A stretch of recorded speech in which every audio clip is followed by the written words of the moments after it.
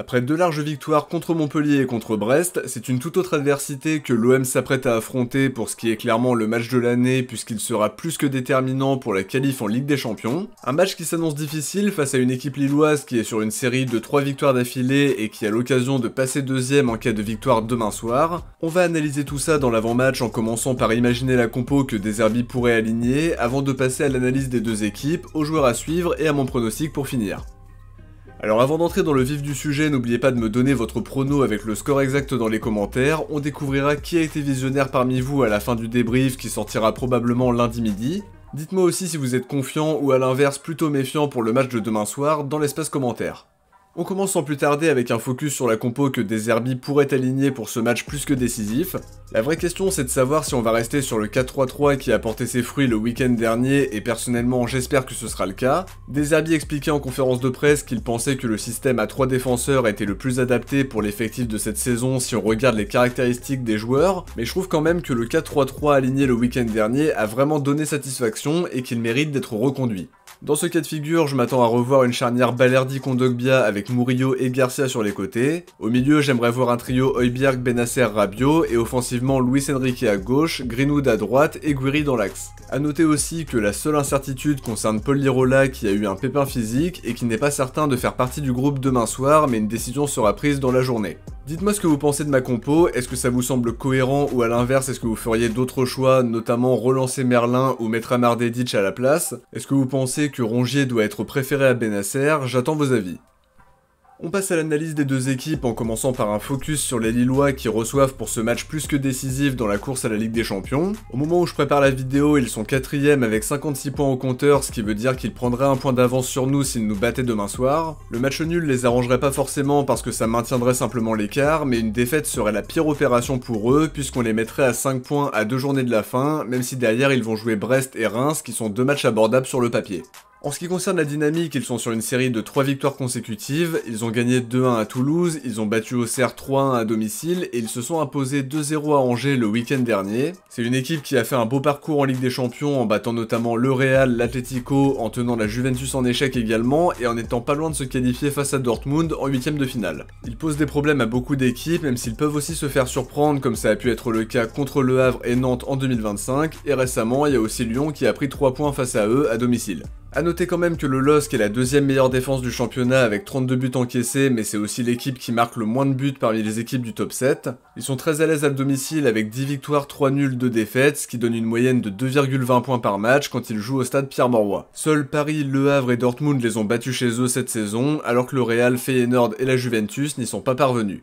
Côté absent, Genesio sera privé de Zegrova, Thiago Santos et d'Ethan Mbappé qui sont blessés, mais aussi de Bafodé Diakité qui est suspendu après son rouge à Angers, comme on le disait dans le dernier épisode d'ActuOM. Sur le système, Genesio s'est présenté en 4-4-2 sur les derniers matchs alors qu'il jouait habituellement en 4-2-3-1 ou en 4-3-3. Il y a vraiment beaucoup de qualité dans cet effectif avec Chevalier qui est un gardien de très haut niveau, Meunier et Ismaili qui sont performants sur les côtés de la défense, une charnière qui est habituellement composée d'Alexandro et de Diakité mais puisqu'il est suspendu ce sera probablement Aïssa Mandi qui prendra sa place alors qu'il manque de temps de jeu cette saison. Il y a aussi beaucoup de qualité au milieu de terrain avec Gomez, André, Bentaleb, Moukao ou encore Boadi. Même chose dans le secteur offensif avec Sarawi, Haraldson, Fernandez Pardo, Akpom et Jonathan David. On les a déjà joués 2 fois cette saison avec d'abord le match nul 1 partout au Vélodrome marqué par un arbitrage désastreux à base de pénalty oubliés et d'un bloc sur Balerdi sur le but de l'égalisation qui n'a pas été signalé. Diakité qui n'aurait pas dû finir le match et qui est venu égaliser en toute fin de match, puis un nouveau match nul en Coupe de France avec une élimination au tir au but alors que Luis Enrique avait marqué un but fantastique à la 96e pour arracher la séance. Ça annonce un match très disputé entre deux équipes qui ont eu tendance à se neutraliser sur les 2 premiers matchs de la saison. Les enjeux sont vraiment énormes et l'équipe qui s'inclinera demain soir se mettra forcément dans une posture délicate puisque les concurrents sont très proches et qu'il ne restera plus que 2 matchs derrière. Côté marseillais, la dynamique est meilleure sur les derniers matchs avec 2 larges victoires, 5-1 contre Montpellier et 4-1 face à Brest qui nous ont permis d'engranger de la confiance après la lourde défaite à Monaco. L'équipe a réussi à relancer la machine et à se remobiliser, mais le vrai test c'est demain avec ce qui sera le match le plus important de la saison. En cas de victoire, on maintient la distance avec les concurrents, si on fait match nul, on resterait 2ème avec 1 point d'avance, mais si on perd à Lille, ils nous passeront devant et selon leur résultat à Saint-Etienne, Monaco pourrait passer devant à la différence de but. Ça montre bien à quel point ce match est important important et c'était primordial de prendre un peu de confiance avant de l'aborder. On ne sait pas si De Zerbi alignera à nouveau son 4-3-3 qui m'a beaucoup plu le week-end dernier, mais quel que soit le système qui sera choisi, on attendra de revoir les bonnes choses qu'on a pu voir sur les 2 derniers matchs, que ce soit le jeu offensif, l'état d'esprit et l'unité qui a été retrouvée en partie grâce au stage à Rome. Il faudra aussi savoir se montrer solide défensivement parce qu'on a quand même pris un but contre Montpellier et un but face à Brest dans des matchs globalement bien maîtrisés, mais ça va pas pardonner face aux attaquants lillois. Ce sera très important de bien entrer dans le match et de prendre l'ascendant dans la bataille du milieu en mettant de l'impact physique. On pourra pas se permettre de montrer trop de largesse défensive, donc clairement faudra faire un match abouti de la première à la 90e si on veut repartir de Lille avec des points demain soir. Surtout qu'on va affronter la 2e meilleure défense du championnat, donc en plus de devoir être solide derrière, faudra être très convaincant offensivement pour les prendre à défaut. On enchaîne avec les joueurs à suivre de part et d'autre en commençant par Lucas Chevalier qui est vraiment un super gardien comme je disais dans l'analyse du LOSC. Il a d'excellents réflexes, de très belles qualités d'anticipation, une très bonne lecture de jeu et qui a progressé également à la relance sur les derniers mois. C'est un gardien qui sait rapporter des points à son équipe, c'est pas pour rien que le LOSC est la 2e meilleure défense du championnat et il faudra être capable de prendre la défense et leur dernier rempart à défaut pour espérer repartir avec les 3 points demain soir. Au milieu, je vais dire Benjamin André qui est une valeur sûre de l'effectif lillois par ses qualités défensives, son gros volume de jeu et sa combativité. C'est un vrai leader qui est totalement indispensable dans le collectif de Genesio et qui peut vraiment nous poser des problèmes dans la bataille du milieu.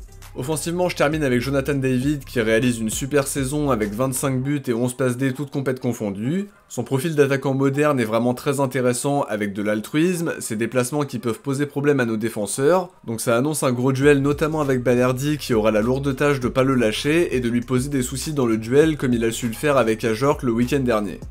Côté marseillais, je vais commencer par Rouli qui a sans doute été le meilleur olympien lors du match aller en dégoûtant les attaquants lillois. Il sera beaucoup plus sollicité que sur les 2 derniers matchs avec le secteur offensif très qualitatif du LOSC. On attendra qu'il sorte un gros match pour qu'on puisse prendre 3 points plus que déterminants dans la course à la LDC.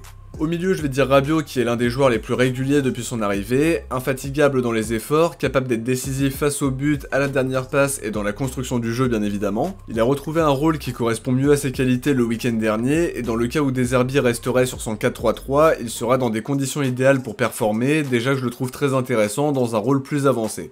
Offensivement, je vais forcément citer Amine Gouiri qui sort d'un match exceptionnel contre Brest avec un but fabuleux qui s'ajoute aux 2 autres qui sont aussi très propres. J'aime beaucoup l'activité qu'il montre à chaque match, sa participation au jeu, ses appels, sa capacité à décrocher. Il s'est vraiment hyper bien adapté au jeu de Roberto De Zerbi, il a aussi engrangé beaucoup de confiance, et s'il reste sur la même lancée, il posera vraiment de gros problèmes aux défenseurs lillois.